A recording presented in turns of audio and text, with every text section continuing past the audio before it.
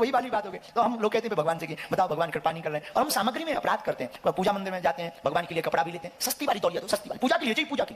बताइए, हाँ, इसका मतलब ये नहीं कि आप महंगी लो, इसका मतलब ये है जो हम अपने जीवन में उपयोग करें वही अपने ठाकुर के लिए उपयोग करना चाहिए। तो वस्तुएं कम लो आप, ऐसे भगवान पदार्थ का भूखा नहीं है, ये बहुत ध्यान रखो। हम तुम्हें फिर अरे ठाकुर जी भाव के भूखे हैं, हमारे पदार्थ के भूखे नहीं है गोविंद, भाव के भूखे हैं। और अगर तुम फिर भी अनुष्ठानात्मक विधि करना चाहते हो, चढ़ाना चाहते हो, 2 वस्तुएं कम चढ़ाओ, 1 चढ़ाओ, पर जो खुद प्रयोग करते हैं वही ठाकुर जी के लिए लो। भोजन में भी हम लोग प्रसाद भगवान को लगाते हैं, रोज घर पर पूजा करते हैं।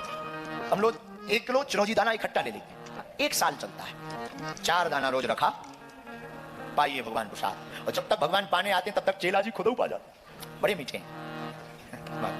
चलो चलो, आपसे ही पूछते हैं, 1 महीना आपको मिठाई खिलाई जाए, नमक ना दिया जाए, 10वें 11वें दिन कहोगे हत्या चाहे कर दो, सूखी रोटी एक दे दो, थोड़ा नमक दे दो, हल्का सा मिर्चा दे दो, हाँ जी ना जी, बोलिए ना। तो भगवान का बुद्धू है का है? आप होशियार हो, भगवान बुद्धू है का भैया? अरे घर में जो प्रसाद बने पहली थाली ठाकुर जी को लगाइए, कड़ी चावल दाल सब्जी जो बने, हाँ, पर इससे 2 सुधार होंगे। एक तो आपके घर का बना हुआ प्रसाद खाना नहीं होगा, प्रसाद हो जाएगा, और दूसरा लाभ वही बनेगा जो खाने योग्य होगा। भाई प्रसाद में तो वही लगाया जाएगा जो पाने योग्य ठाकुर जी को होगा, तो ये दूसरा लाभ होगा कि आपके घर में वही बनेगा जो पाने योग्य होगा। इसलिए ठाकुर जी की पूजा में सावधानी रखिए। हमारी प्रार्थना है अपने घर पर जो बने वो ठाकुर जी को। पूजा कैसी करें? जैसे अपने तन की करते। बहुत शास्त्र आपको वेद नहीं आते ना, कर्म कांड नित्य कर्म पूजा प्रकाश का अध्ययन नहीं है, कोई बात नहीं, जैसे तन की सेवा करते। हम लोग स्नान करते, ठाकुर जी को स्नान कराओ। हम लोग तेल ठोंकते शरीर में, भगवान को लगाओ।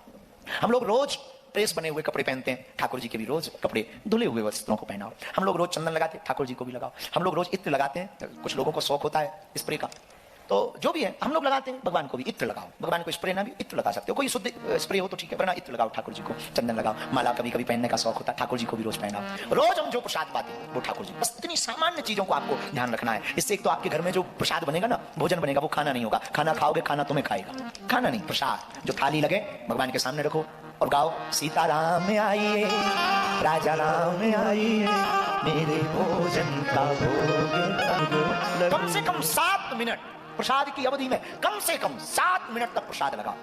फिर जब लग जाए जलाचमन करो, नेत्र बंद करके पर्दा खोलकर गरुड़ घंटिया बजाकर प्रणाम करो, प्रभु की जय हो।